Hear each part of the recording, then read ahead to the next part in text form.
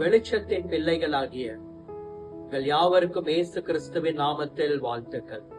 பிரியமானவர்களே, சங்கீதங்களின் புஸ்தகம் 23ஆம் சங்கீதம் 5ஆம் வசனம் சொல்கிறது, என் தலையை எண்ணெயால் அபிஷேகம் பண்ணுகிறீர் என்று. இந்த இடம் ஜனங்கள் தங்களை அலங்கரித்துக் கொள்வதற்காக வருகிற மிக விலை உயர்ந்த ஒரு பார்லர். இந்த இடத்திலே விவிஐபிஸ் வருவார்கள். விலை கிரயம் மிக அதிகம். அவர்கள் தங்களை அலங்கரித்துக் கொள்வதற்காக உச்சந்தலை முதல் உள்ளங்கால்கள் வரை அலங்காரத்துக்காக பல ஆயிரங்களை பல லட்சங்களை செலவு செய்கிறார். ஆனால் தாவீது என்ன சொல்லுகிறார்? என்னுடைய தலையை எண்ணெயால் அபிஷேகம் பண்ணுகிறீர் என்று. இன்றைக்கும் கர்த்தர் உங்களுக்கு ஒரு அலங்காரமான அபிஷேகத்தை கொடுக்கிறார். உங்கள் மேல் இருக்கக்கூடிய அபிஷேகம் மிக விலை உயர்ந்தது.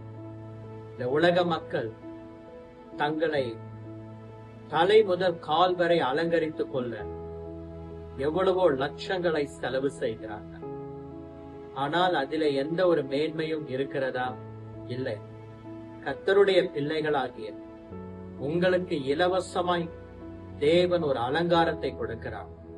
அந்த அலங்காரம் அபிஷேகம். தாவீது அதை அனுபவித்து சொல்லுகிறார், என் தலையை எண்ணெயால் அபிஷேகம் பண்ணுகிறீர் என்று. உலக பிரகாரமாய் அலங்கரித்துக் கொண்டவர்களை காட்டிலும் தேவனுடைய அபிஷேகத்தால் தன்னை அலங்கரித்துக் கொண்ட தாவீதை உதாரணமாக எடுத்துக்கொள்வோம். கர்த்தர் தாவீதை ராஜாவாக உயர்த்தினார். இன்றைக்கும் உங்களுடைய சரீரம் முழுவதும் அவருடைய அபிஷேக தைலம் ஊற்றப்படுவதாக. அந்த அபிஷேகம் உங்கள் தலையை உயர்த்தும். அந்த அபிஷேகம் உங்களுக்கு ஒரு அலங்காரமாக இருக்கும்.